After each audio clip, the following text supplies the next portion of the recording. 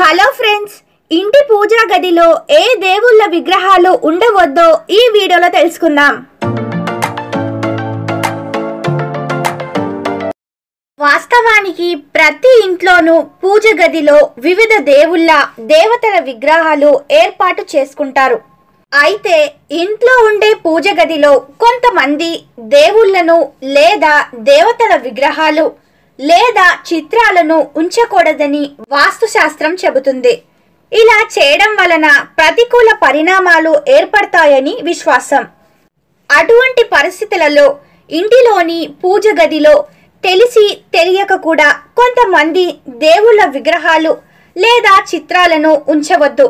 ఇలా ఉంచటం అశుభమని వాస్తుశాస్త్రంలో పేర్కొంది.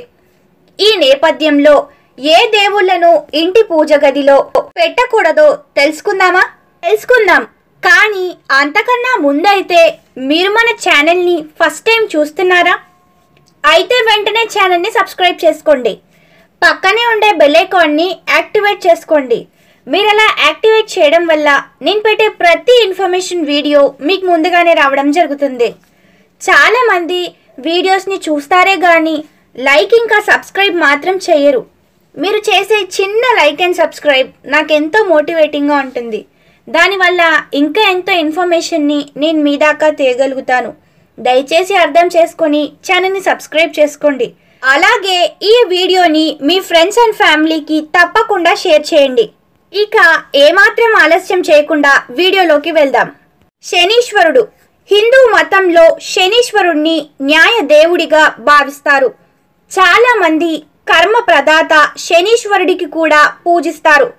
అయితే అతని చిత్రాన్ని లేదా విగ్రహాన్ని ఇంటి పూజ గదిలో ఉంచడం నిషేధించబడింది. ఎందుకంటే శనీశ్వరుడి ప్రభావం ఏళ్లకు ఏళ్ళు ఉంటుంది. కనుక శనీశ్వరుడిని ఇంట్లో కాకుండా ఆలయంలో ఉన్న విగ్రహాన్ని పూజించడం శుభప్రదంగా పరిగణించబడుతుంది. కాళికాదేవి ఉగ్రదేవత. అందువల్ల ఇంట్లో ఉన్నవారు అమ్మవారిని తగిన విధంగా పూజ చేయలేరు. అంతేకాదు కాళికాదేవిని పూజించే నియమాలు కూడా చాలా కష్టం. కనుక కాళికాదేవిని పూజ గదిలో పెట్టుకోవడం, పూజించడం నిషేధం.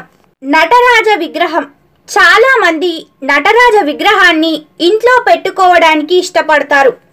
అయితే నటరాజు నిజానికి శివుని ఉగ్ర రూపంగా భావిస్తారు.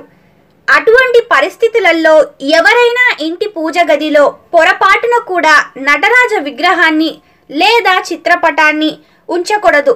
ఇలా నటరాజ విగ్రహం పెట్టుకోవడం వల్ల ఇంట్లోని సభ్యుల మధ్య విభేదాలు ఏర్పడతాయి. అశాంతి వాతావరణం ఉంటుంది. నిలబడి ఉన్న గణేశుడు, లక్ష్మీదేవి, దేవతల దేవుళ్ళ విగ్రహాలు కూడా వివిధ భంగిమలో కనిపిస్తాయి. అయితే ఇంట్లోకి ఎప్పుడు కూర్చున్న గణేశుడు, లక్ష్మీదేవి విగ్రహాలు లేదా చిత్రపటాలను మాత్రమే పెట్టుకోవాలి, పూజించాలి.